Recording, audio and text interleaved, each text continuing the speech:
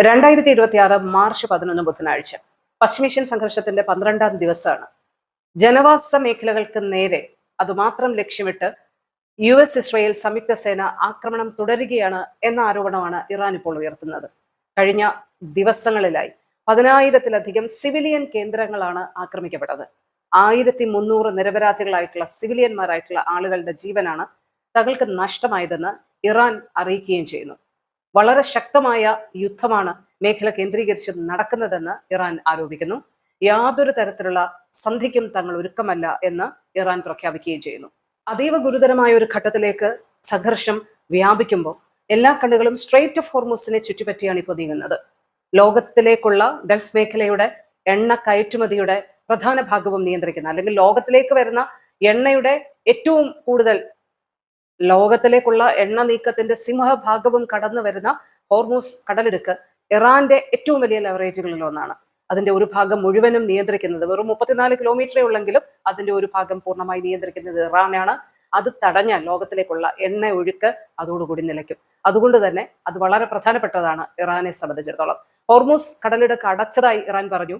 എന്നാൽ എല്ലാവിധത്തിലുള്ള സംരക്ഷണവും നൽകിക്കൊണ്ട് അമേരിക്ക കപ്പലുകളുടെ കടന്നുപോക്ക് നടത്തും എന്ന് പറയുന്നു. ഇതിനിടെ പ്രതിരോധിക്കാനായി ഹോർമൂസ് കടലിടുക്കിൽ മൈനുകൾ ഇറാൻ സ്ഥാപിക്കുന്നു എന്ന് സൂചിപ്പിക്കുന്ന റിപ്പോർട്ടുകൾ CNN അടക്കമുള്ള വാർത്താ മാധ്യമങ്ങൾ പുറത്തുവിടുന്നത്. ഇറാന്റെ ചെറുബോട്ടുകളാണ് ഇത്തരത്തിൽ സ്ട്രെയിറ്റ് ഓഫ് ഹോർമൂസിൽ മൈനുകൾ സ്ഥാപിക്കാൻ നീക്കം നടത്തുന്നതെന്ന് റിപ്പോർട്ടുകൾ പറയുന്നു.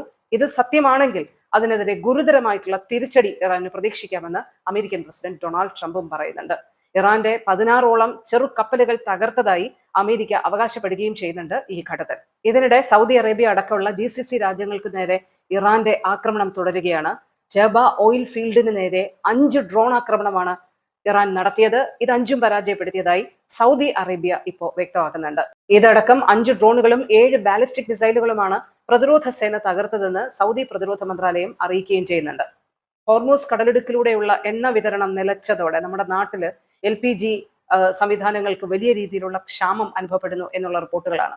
ബാംഗ്ലൂർ, ചെന്നൈ, ബോംബെ തുടങ്ങിയ നഗരങ്ങളിലടക്കം ഹോട്ടലുകൾ പ്രവർത്തനം നിർത്തുന്നതിനെ കുറിച്ച് ആലോചിക്കുന്നു. മാത്രമല്ല, വാഹന ഇന്ധനങ്ങളിൽ LPGക്ക് വില കൂടി എന്നുള്ള റിപ്പോർട്ടുകൾ വരുന്നു. അപ്പോൾ ടാക്സി ചാർജും ഓട്ടോ ചാർജും മിക്ക നഗരങ്ങളിലും കൂടാൻ പോകുന്നു എന്ന് സൂചിപ്പിക്കുന്ന റിപ്പോർട്ടുകളാണ് ഇപ്പോൾ കടന്നു വന്നുകൊണ്ടിരിക്കുന്നത്. നിത്യോപയോഗ സാധനങ്ങൾക്ക് വില കൂടുന്ന തരത്തിലേക്ക് യുദ്ധം നമ്മളെ പൊള്ളിക്കാൻ തുടങ്ങുകയാണ്. ഇന്ത്യയിൽ ആ രീതിയിലാണ് കാര്യങ്ങൾ മുന്നോട്ട് പോകുന്നത്. ഗാർഹിക സിലിണ്ടറുകൾക്കടക്കം കൃത്രിമ ക്ഷാമം ഉണ്ടാക്കരുത് എന്നുള്ളൊരു മുന്നറിയിപ്പ് കേന്ദ്രം നൽകിയിട്ടുണ്ട്. പക്ഷെ തൊട്ടാൽ പൊള്ളുന്ന വിലയിലേക്ക് ഗ്യാസും കാര്യങ്ങളും എത്തുന്നു. അത് കിട്ടാനില്ലാത്ത അവസ്ഥയിലേക്ക് നമ്മുടെ നാട്ടിലും പതിയെ പതിയെ കാര്യങ്ങൾ മാറുന്നു എന്നതാണ് യുദ്ധവുമായി ബന്ധപ്പെട്ട് ഓർമ്മപ്പെടുത്താനുള്ളത്. അമേരിക്കയും ഇസ്രയേലും ഇറാനും പോലെയുള്ള നേരിട്ടുള്ള കക്ഷികൾക്കൊപ്പം പ്രോക്സി വാറുകളും സജീവമായിട്ടുണ്ട്.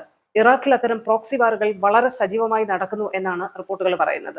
ഇറാൻ പിന്തുണയുള്ള the Islamic resistance in Iraq എന്ന് പറയുന്ന ഒരു പ്രോക്സി സംഘടന കഴിഞ്ഞ ഇത്രയും ദിവസങ്ങളിലായി US താൽപര്യ കേന്ദ്രങ്ങൾക്ക് നേരെ 31ഓളം ആക്രമണം നടത്തിയെന്നാണ് അറിയിച്ചിട്ടുള്ളത്. മിക്കയിടങ്ങളിലും ഇറാന്റെ ബാക്കിംഗ് ഉള്ള ഇത്തരത്തിലുള്ള സംഘടനകളുണ്ട്. അപ്പൊ അവരുടെ നേതൃത്വത്തിലുള്ള പ്രോക്സി വാറുകളും സജീവമാകുന്നു എന്നുള്ളതും യുദ്ധവുമായി ബന്ധപ്പെടുത്തി പറയേണ്ടതായിട്ടുണ്ട്. ലബനോനിൽ ഹിസ്ബുള്ളയ്ക്ക് നേരെ ഇസ്രായേൽ അമേരിക്കൻ സംയുക്ത സേന ആക്രമണം നടത്തുന്നത് അവർക്ക് എല്ലാവിധത്തിലുള്ള പിന്തുണ നൽകുന്നത് ഇറാനാണ് എന്നുള്ളത് കൊണ്ട് തന്നെയാണ്. UAEയുടെ ഡിഫൻസ് മിനിസ്ട്രിയുടെ ഒരു സോഷ്യൽ മീഡിയ പോസ്റ്റ് ഇതിനിടെ വരുന്നുണ്ട്. അതിൽ എത്രത്തോളമാണ് UAE മിസൈൽ ആക്രമണങ്ങളെ പ്രതിരോധിക്കുന്നത് എന്നുള്ളൊരു കാര്യമാണ്. ഡിഫൻസ് മിനിസ്ട്രിയുടെ കണക്കുകൾ അനുസരിച്ച് ഏകദേശം 1475 ഡ്രോൺ ആക്രമണങ്ങളാണ് ഇക്കഴിഞ്ഞ 11 ദിവസത്തിനകം ഉണ്ടായത്. അതിൽ 94% നമുക്ക് ഇന്റർസെപ്റ്റ് ചെയ്യാൻ സാധിച്ചു എന്നുള്ളൊരു കാര്യമാണ്. ഇനി മിസൈൽ ആക്രമണങ്ങളുടെ കാര്യം എടുത്തു കഴിഞ്ഞാൽ 270 മിസൈലുകളാണ് ഫെബ്രുവരി 28 തുടങ്ങി 11 ദിവസത്തിനകം UAEക്ക് നേരെ വന്നത്. അത് 92% ഇന്റർസെപ്റ്റ് ചെയ്യാൻ UAEക്ക് കഴിഞ്ഞു എന്നുള്ളതാണ്. UAE ഏറ്റവും സുരക്ഷിതമായിട്ടാണ്, പ്രതിരോധത്തിൽ ഊന്നിയാണ് കാര്യങ്ങൾ കൈകാര്യം ചെയ്യുന്നത്. പ്രത്യാക്രമണത്തിന് UAE ഒട്ടും ആഗ്രഹിക്കുന്നില്ല.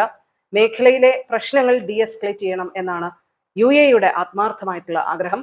അതുവഴി മാത്രമേ സമാധാനവും വികസനവും നമുക്ക് കൊണ്ടുവരാൻ പറ്റുകയുള്ളൂ എന്നുള്ള നിലപാട് തന്നെയാണ് അന്താരാഷ്ട്ര തലത്തിൽ പോലും UAE ഉയർത്തുന്നത്, ഇത്ര വലിയ ആക്രമണങ്ങൾ നേരിടുമ്പോഴും.